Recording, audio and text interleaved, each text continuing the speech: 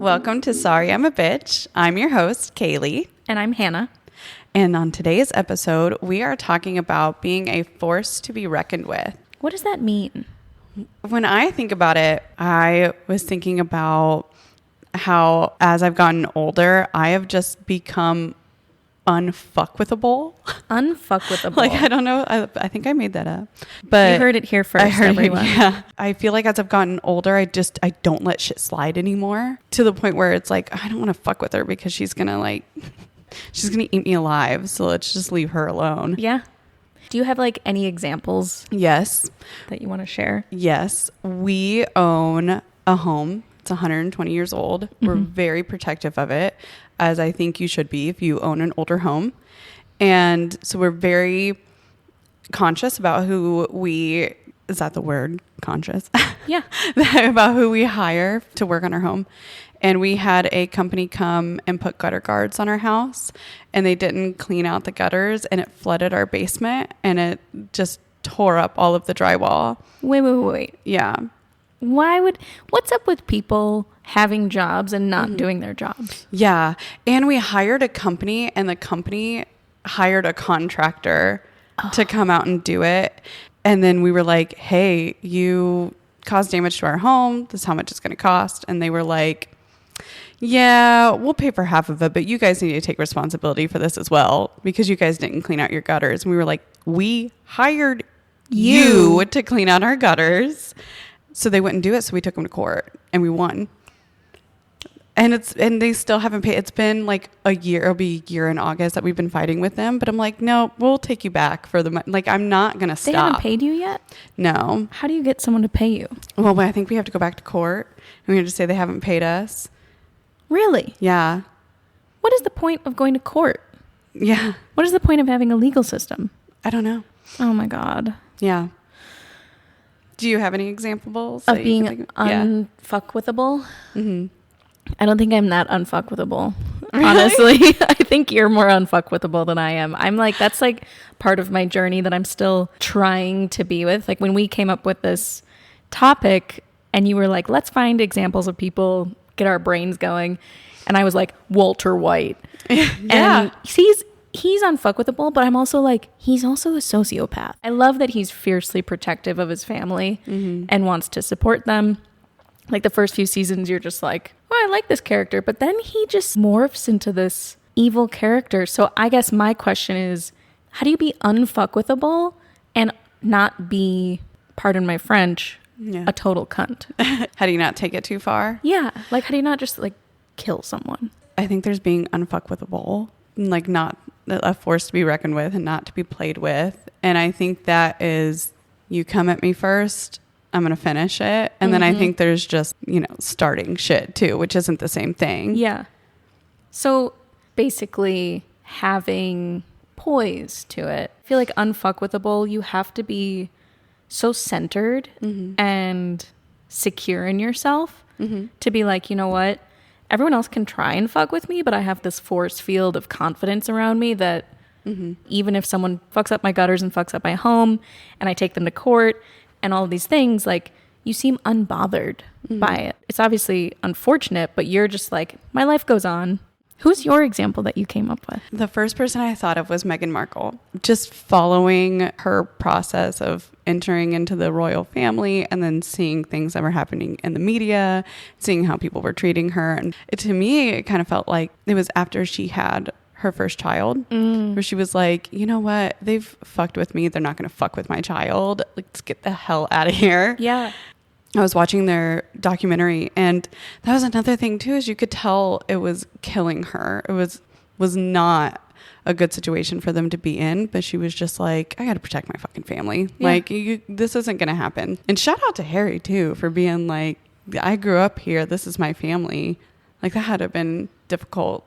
Absolutely. I mean, yeah, but that's his family now. Exactly. To choose your partner and to support them. And also she ultimately was choosing herself and her peace. That's the other thing about being unfuckwithable. You have to choose yourself always. It's that idea, and I've brought this up in the past, of like when you're on the airplane and if it's going down, you got to put the mask on yourself first before you can put the mask on someone else. Yeah. I'm reading this book called Anatomy of the Spirit. it talks a lot about healing and finding your power. And I feel like that's kind of that unfuckwithable idea, is when you are fully healed and you have your, your self-esteem is in a place where no one can touch it. That's peace. Mm-hmm. That is perfection. I think that's the goal that everybody wants. Like, fuck money, fuck having the best clothes, or like all these material things. Like, be unfuckwithable. Mm-hmm.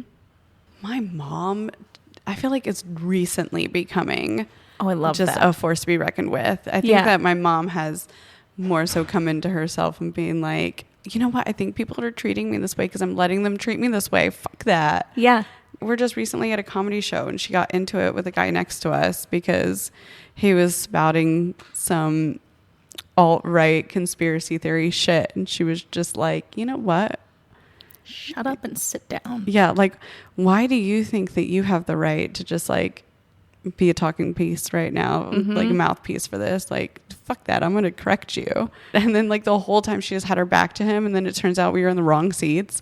Thank goodness. So like they came to move us. And I was like, we got better seats. But I was like, I love your mom. She has such solid energy. Yeah.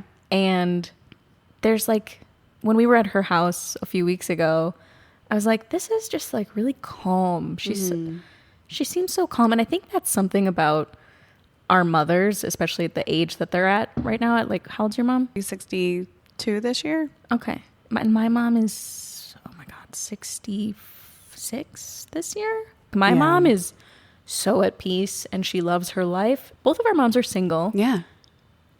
Happy to be single too. Yeah. And are living close to family. Mm-hmm. Yeah. Happy to be single. That's the thing my mom has always said. She's like, you know what? I don't want to deal with men and their bullshit. She's like, I did that. Didn't work out for me. I'm over it. I'm going to live my life the way that I want to live it. And I was like, good for you. Yeah. Keep it up. Mm-hmm. I'm not jealous, actually. Yeah. I mean, I'm jealous of that, that confidence that, and I'm looking forward to being in my 60s to have that, to have that sense of self. Yeah.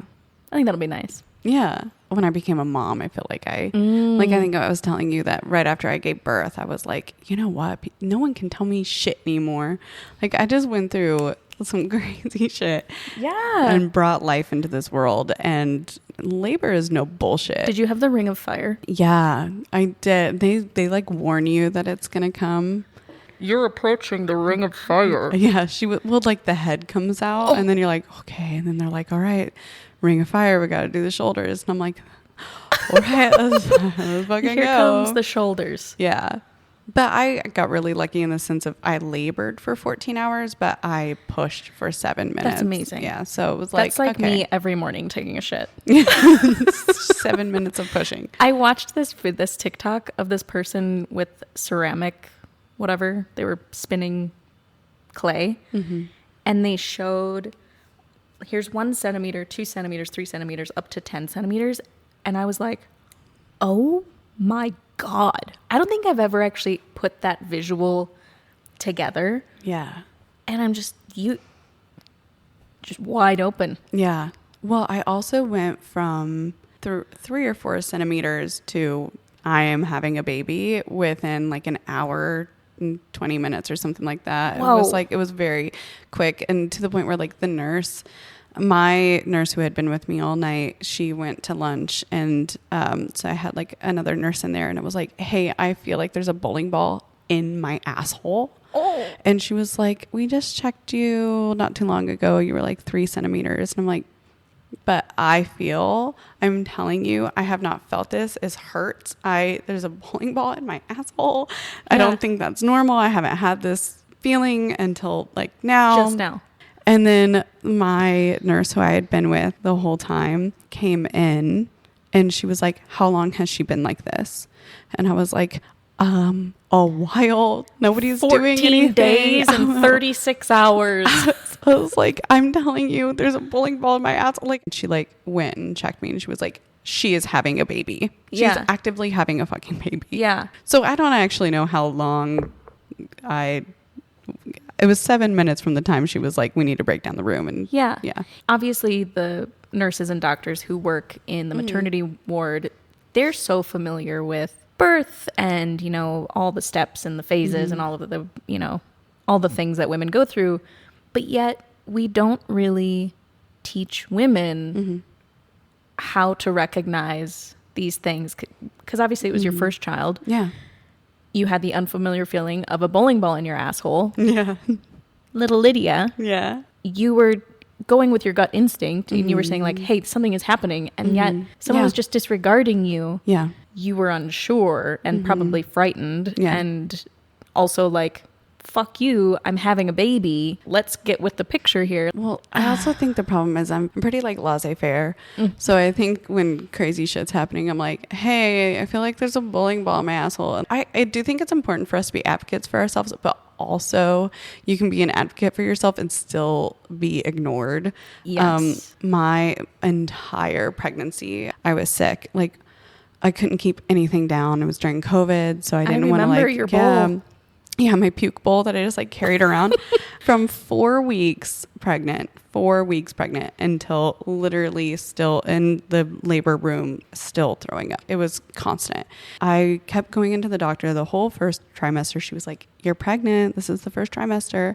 It'll be fine in the second trimester, every appointment. I have broken blood vessels like still in my face from throwing up so often. And she was like, you're pregnant, you know?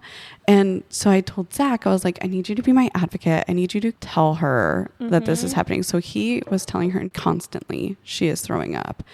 And she literally looked at him and was like, she's pregnant. And then I had a different doctor and she was like, well, you had HG. You have hyperemesis gravidarum or however you say it. But I also think I was fat too.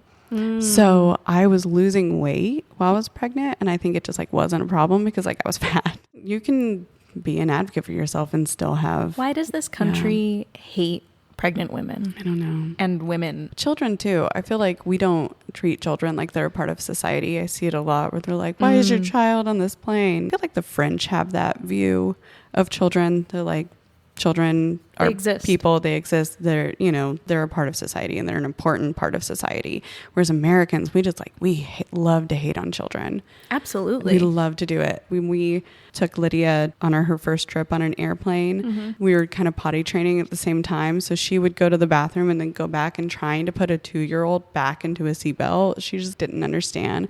So I'm like, talking her through it and telling her, you know, why we have to do it. I'm like putting her seatbelt on. I was maybe talking to her for like 2-3 minutes. Yeah. And flight attendant came up to me and she was like, she needs to be in a seatbelt. And I looked at her and I go, what's your optics? What is it? What do you think I'm doing? And then the male flight attendant comes up and just like picks Lydia up. And he was like, do you want to collect trash with me? And she's like, yup. And he just like took her through the aisles.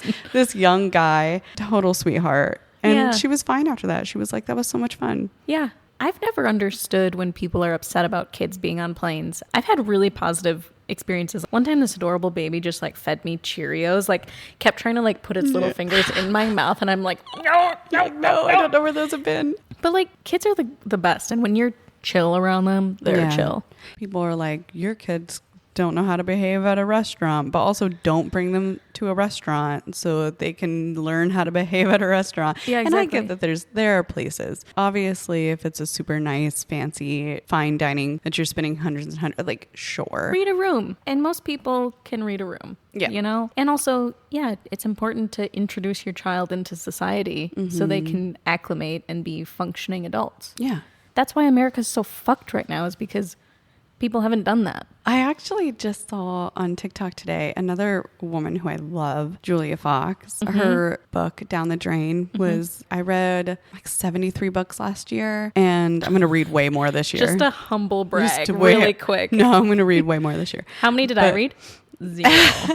0 books. I read 73 books last year, and her book was my favorite read. I was just, that down. It was so good. Do the audiobook because her voice is just beautiful, and like hearing her talk about her own story, like she has lived a life. A few of them. She made a TikTok that said that she's been working on this project for like 4 or 5 years. A director signed on to it. They had a meeting and she was like, hey, it's very important for me to diversify the cast. Yeah. And that's just one thing that I'm like not gonna sway from. That's just very important to me. And he was like, yeah, no, that's not gonna happen. Like, it's hard for white people too. She said, I can't work with you. Good. And that's what I mean by unfuckwithable. These are my boundaries. These are my morals. These are like, this is important to me.